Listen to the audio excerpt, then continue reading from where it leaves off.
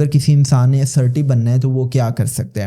پہلی چیز تو یہ ہے کہ وہ یہ سیکھے کہ اس نے نہ کیسے کہنی ہے. پرابلم یہ ہے کہ یا تو ہم خاموشی اختیار کر لیتے ہیں یا ہم نہ اس انداز میں کرتے ہیں کہ دوسرا شخص مائنڈ کر جاتا ہے. فار ایگزامپل آپ مجھے کہتے ہیں کہ یاسر صاحب کل جو ہے نا آپ نے میری طرف ڈنر پہ آنا ہے, تو میرے پاس جو ہے نا وہ نہ کہنے کے 2-3 طریقے ہیں. ایک تو یہ ہے کہ میں سمپلی کہہ دوں کہ جی سوری میں نہیں آ سکتا.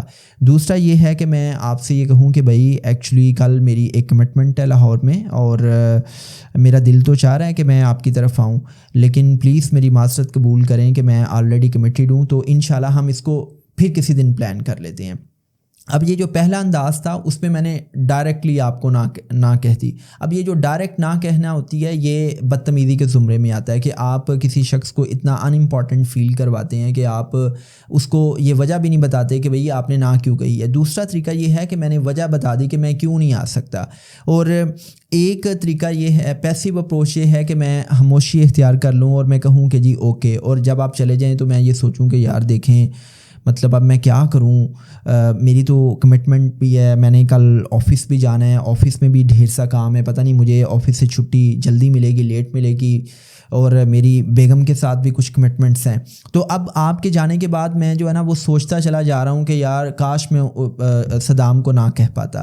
تو آپ کیا کریں کہ سب سے پہلے نہ کہنا سیکھیں. جب بھی کسی کو نہ کہیں تو اس کے ساتھ کوئی نہ کوئی وجہ بتا دیں, اور نہ کہتے ہوئے آپ کی جو ٹون ہے, آپ کے جو مائکرو ایکسپریشنس ہیں ان میں بھی ایک سافٹنس نظر آئے, تاکہ آپ دوسرے شخص کو یہ محسوس کروا سکیں کہ بھئی آپ ایگوسٹک اپروچ کے ساتھ نہ نہیں کر رہے, آپ کسی وجہ سے نہ کر رہے ہیں. دوسرے نمبر پہ یہ ہے کہ اگر آپ سمجھتے ہیں نا کہ آپ کے لیے کسی کو نہ کہنا بہت مشکل ہے, تو آپ کیا کریں کہ آپ چھوٹے پیمانے پہ نہ کہنا شروع کر دیں. فار ایگزامپل وہ لوگ کہ جو آپ کے جونیئرس ہیں, تو آپ ان کو چھوٹی چھوٹی باتوں پہ نہ کہنا شروع کر دیں. جب آپ چھوٹی چھوٹی باتوں پہ لاجیکلی کسی کو نہ کہنا شروع کریں گے تو آہستہ آہستہ یہ پریکٹس کرتے ہوئے آپ کے اندر نہ کہنے کی جرت ہوگی. دوسرا یہ ہے کہ آپ اکیلے بیٹھیں, آپ سیلف ریفلیکشن کریں, تو آپ اپنے کمیونیکیشن سٹائل کو دیکھیں.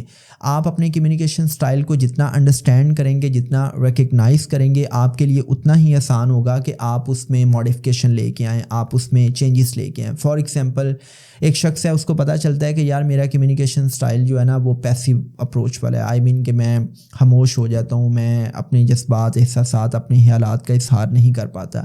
تو اب اس کو کانشیس ایفرٹ کرنی پڑے گی کہ وہ اسرٹیونیس کی طرف جائے. اگر ایک شخص ہے وہ کہتا ہے کہ یار میں نا بڑا اگریسو اپروچ کے ساتھ چلتا ہوں, میں دوسروں کو کنٹرول کرتا ہوں, مجھے دوسروں سے کام لینا تو پسند ہے, لیکن جب مجھے کوئی کام کہتا ہے تو میں تو اس کو صاف انکار کر دیتا ہوں. تو اب اس کو سوچنا پڑے گا کہ بھائی اگر میں اسی اپروچ کے ساتھ چلا تو لوگ تو مجھ سے متنفر ہو جائیں گے, میں اکیلا رہ جاؤں گا.